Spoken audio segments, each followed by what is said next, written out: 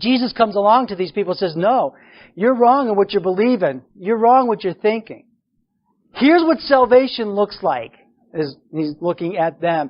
Here's what true, authentic, keep you from going to hell, getting what you deserve, salvation is. Here's where it's found. Not in your rituals, not in your authority, not in the things that you're doing to try to reach God, but it's found in me. See, that's what Jesus is saying here. That's what he's rocking their... This is new. This is stunning to them. And that's what he says to all of us.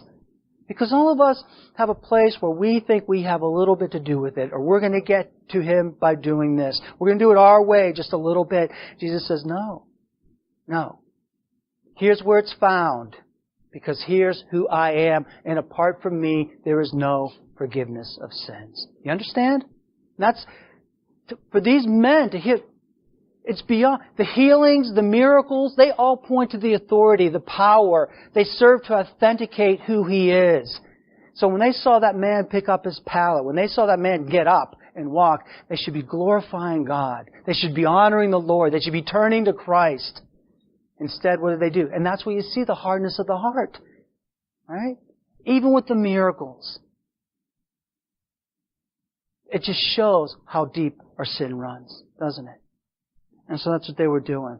Now, Jesus goes even farther than that, doesn't he, in our text today? And what He says to these people. And here's where the whole idea, and you need to wrestle with this, and people you speak to need to wrestle with this, because Jesus now is saying this about Himself. So He's one of three things, and most of you know this.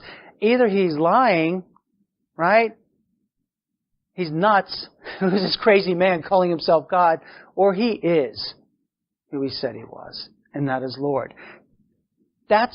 We're going to see that throughout the rest of this gospel, sometimes more prominent than others, but Jesus making these self-disclosures, the things that He says about Himself and who He is.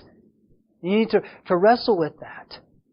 Because if He is a liar, if this is just a lie, if He's not truly God, then He is. And He's lying, maybe crazy, and we should not respect Him, let alone follow Him and be devoted to Him. See, that's what's at stake here. You understand?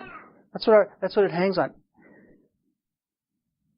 He's either a liar, lunatic, or Lord.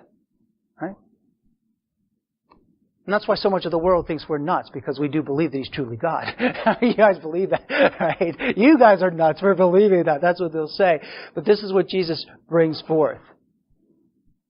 When pressed with the truth claims of Christ and Christianity, there will be strong reactions. And you know this. You know this from your own conversations with others. Again, why? Because it challenges us at a heart level. And I want you to hear this also. Every other way is wrong. Right? No matter how sincere, no matter how faithful you are, no matter how well established a tradition might be, if it doesn't agree with Jesus Christ, then it is false. You understand? And we have to be tough here. We need to be tough-minded, Christian. Being close doesn't count, because you're still denying who He is. So these guys are saying He can't be who He claims to be. It goes against our theology. It goes against our expectations. It goes against everything that we believed in. But they're not alone. See, at one point, we were all like that, until by His grace, the Holy Spirit changed our hearts to see who He is.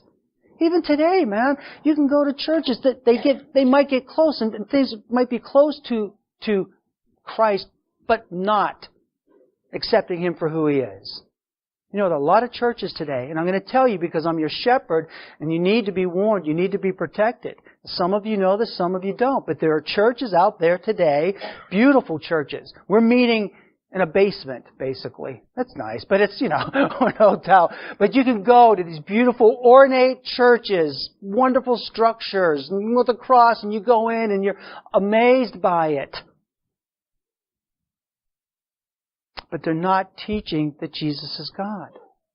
They're telling you Jesus was a good man, a great man, the best man, right? They're teaching you that we should model our lives after Christ. We need to be an example like Jesus Christ was for others. But God? No way.